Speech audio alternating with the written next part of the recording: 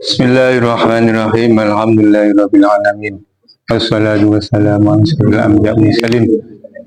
Sayyidina wa maulana Muhammadin wa ala alihi washabbihi ajmain. Amma ba'd.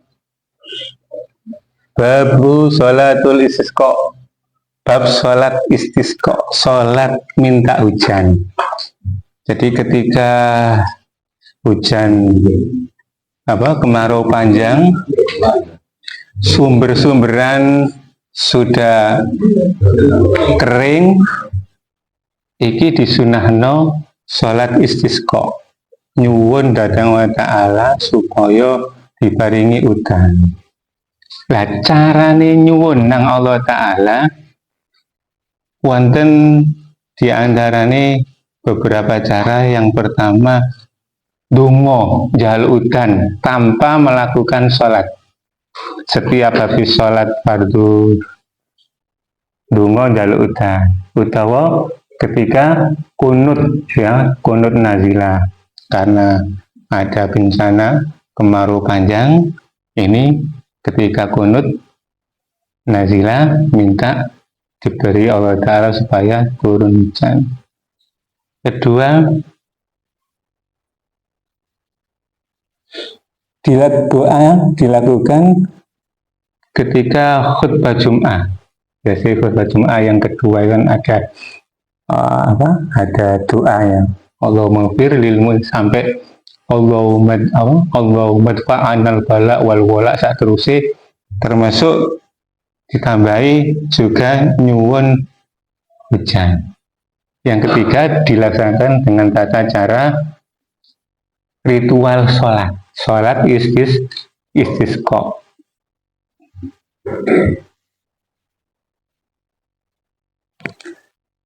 Nah, bagi penguasa atau pemerintah, ini kabupaten ya bupati ya, ini disunahkan ketika terjadi kemarau panjang, orang-orang membutuhkan air, ini untuk memerintahkan rakyatnya melakukan sholat istisqa. Sebelum sholat juga memerintahkan untuk puasa 3 hari. Jadi ritualnya saat turun salat puasa 3 hari dulu, kemudian orang-orang disuruh taubat, bersedekah, melakukan amalan-amalan kebaikan, pokoknya sing api-api, sing elek-elek ditinggal, menghindari sesuatu yang bisa menjadikan tercegahnya turunnya rahmat ya, kemaksiatan ditinggalkan. Kemudian melakukan sholat. Nah, tata caranya sholat istisqa itu seperti sholat hari raya, 2 rakaat. Rakaat pertama takbirnya berapa? 7 kali. Rakaat kedua takbirnya 5 kali. Ya seperti pelaksanaan sholat hari raya.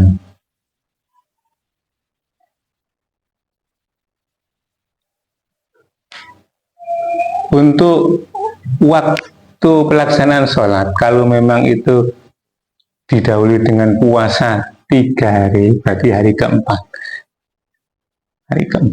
Kalau memang pemerintahnya atau pimpinan itu sudah memerintahkan,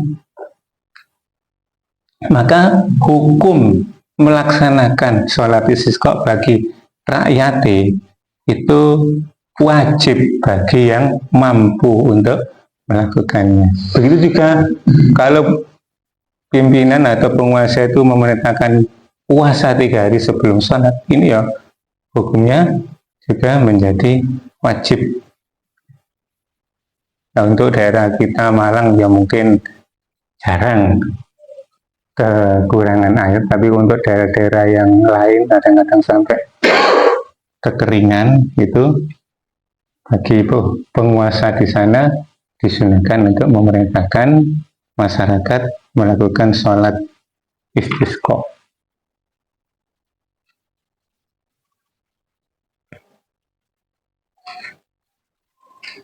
Kemudian juga disunahkan ketika melaksanakan sholat istisqa itu disunahkan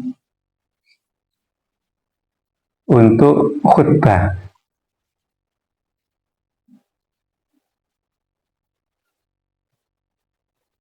Boleh dilaksanakan setelah sholat, boleh dilaksanakan sebelum sholat. Idul Fitri, Idul Adha, sunai setelah sholat.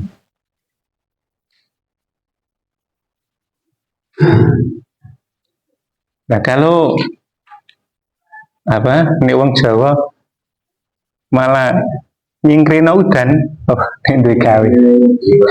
Nek duwe gawe, berarti yang diperintah untuk sholat itu cuma kalau kita minta hujan. Nek nyingkrino udan ya Allah, nang pawang. Jadi sebenarnya Rasulullah itu sudah memberi tuntunan. Kita nggak perlu ke dukun. Dukun apa? Pawang udan. Nah, kita nggak boleh minta tolong pawang udan kalau pawangnya itu dalam melakukan ritualnya itu melanggar syariat. Untuk ini pakai keris, misalkan pakai apa? Pusaka, sing dia meyakini bahwa pusaka ini bisa nolak udan atau nyingkirin udan. Itu syirik, menganggap selain Allah Ta'ala punya kekuatan seperti itu. Tapi kalau pawang udannya itu tidak melanggar syariat, untuk ini kan nang ustadz, nang kiai, kalau dungone supaya jadi kekuatan doa. Kanjeng Nabi apa pernah dalam hadis diriwayatkan Kanjeng Nabi itu pernah berdoa seperti itu. Allahumma hawalaina wala alaina. Ya Allah, muga-muga udane nok sekitar kita, kiwatengen. Wala alaina, jangan di atas kita. Tadi dewek gak udanan tapi udane ngalih nang sekitar. Wa budunil audiyah wa manabitil asjar. Ya Allah, muga-muga udane wonten bukit-bukit, wonten hutan-hutan, wonten tenggene lembah-lembah, terus nangani tempat-tempat tumbuhnya tumbuhan. Diminta supaya di atas kita nggak kena udan, sing udan no kiwa tengene. Intinya kalau memang membutuhkan supaya misalnya biasanya punya acara ya, punya acara wayu udan-udan supaya diselamatkan Allah Ta'ala sangka udan ini ya itu mau dongani atau doa-doa yang lain.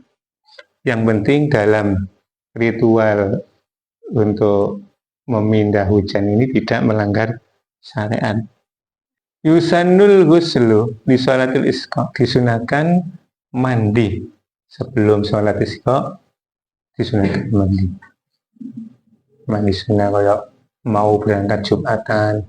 Jadi memang kesunahan mandi itu diantaranya kalau kita itu ke tempat-tempat yang kita berkumpul bersama orang lain, majelis-majelis, supaya badan kita itu berbau segar, tidak mengganggu yang lain.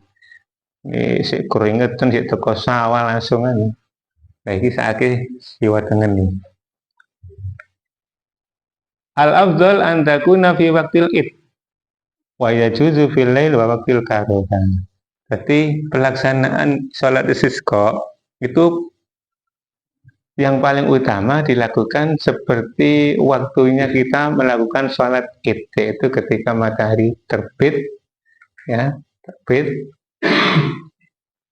Nah itu pagi hari, malam hari boleh. Waktu-waktu yang dimakruhkan juga boleh dilakukan sholat istisqa.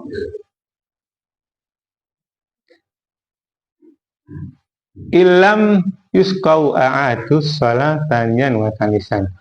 Misalkan kita melaksanakan sholat istisqa pertama, gak udan. Ini disunahkan sholat lagi, kedua, ketiga. Jadi nggak putus asa. Pisan gak udan wis males, walah gak udan. Disunahkan lagi, sholat lagi. In suku qabla sholah, sallu syukran lillahi wa ta'alakan di masjid. Lah seumpama apa nglakoni sholat, durung nglakoni sholat tuh wis udan dhisik. Apa gak sida? Nah, tetap kita laksanakan sebagai tanda syukur kepada Allah dan minta tambah hujan lagi. Orang kok kaping sholat wis udan ngurung wis udan, gak usah sholat udan. Tetap disunahkan untuk sholat sebagai rasa syukur. Yusanu ayat hiro ghairul aurati la awali madusana. Kita disunahkan ketika kemarau terus hujan pertama kali. Nah, hujan pertama kali ini disunahkan kita udan-udan apa? Udan-udan aja nih.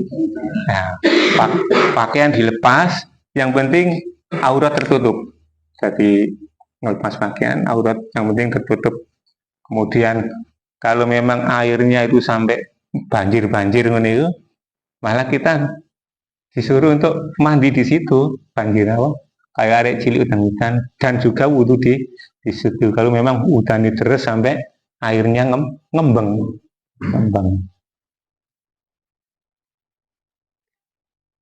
Yusanu ayakula inda sami'rat subhana ma yusabbihu ra'at bihamdi wal malaikatu min khifatihi.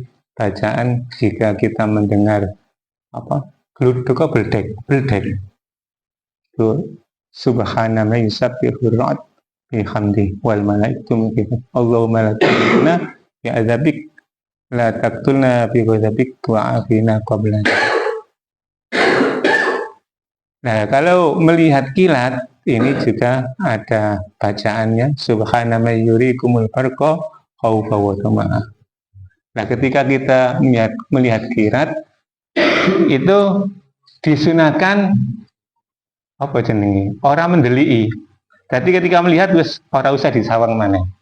Nah, kemudian jika sudah turun hujan kita juga disunahkan berdoa. Allahumma sayyibna hani'an mari'an nafi'ah. Kemudian setelah turun hujan, ya hujan sudah turun, kita mengucapkan mutirna bifadlillahi wa rahmati. Panjenengan apa jenenge? Mutirna, kita diberi hujan bifadlillah wa rahmati, karena anugerah dan rahmatnya Allah. Supaya apa? Supaya kita enggak bangga, gak sombong. Aku sholat langsung udan. Supaya tidak seperti itu.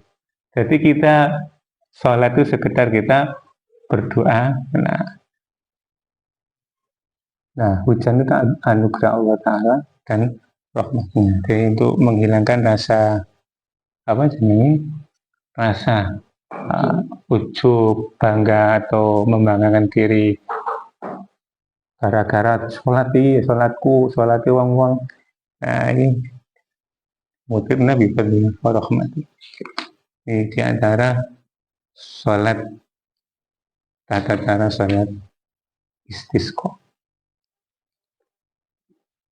Nah, kalau di daerah yang bingung itu daerah garam, sing petani garam jaluk kemarau terus, sing petani sawah ndonga nang udan.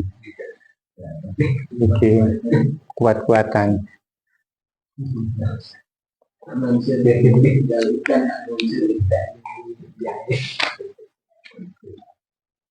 Bab sholatul khauf wallahu a'lam.